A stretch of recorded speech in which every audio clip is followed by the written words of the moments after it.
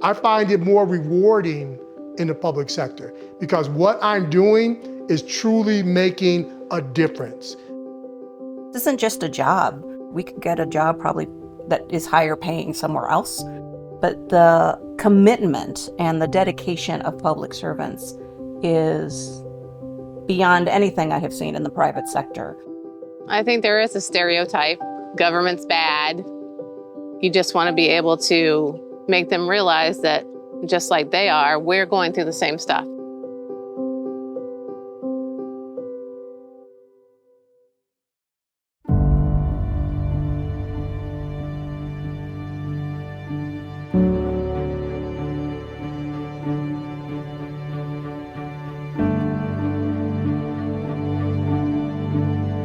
Growing up, I grew up in the projects. And where I grew up and the people I grew up around really didn't have a lot of future or a lot of things to look forward to. I had a bunch of family members that were in gangs.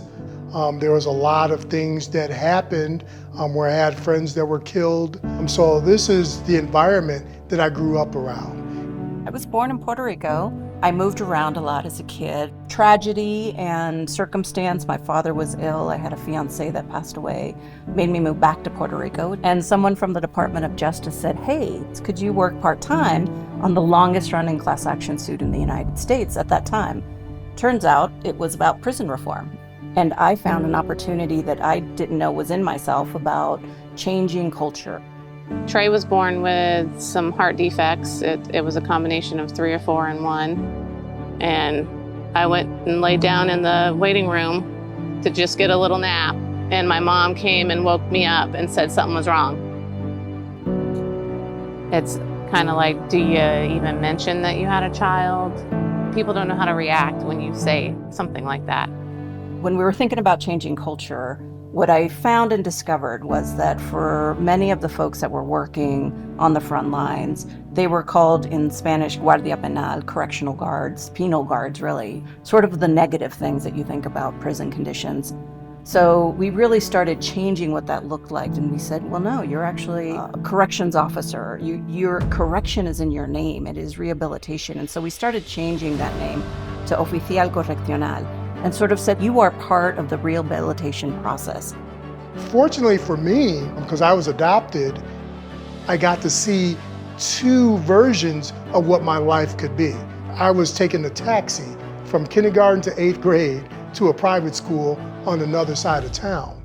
I saw how the families lived in the private school, but I also saw what I lived in, 24 hours a day. But because I saw 2 different paths, I think that's kind of what helped me to get out of the rut that I was in. My office has pictures of Trey all over it. Everybody in the office knows about Trey.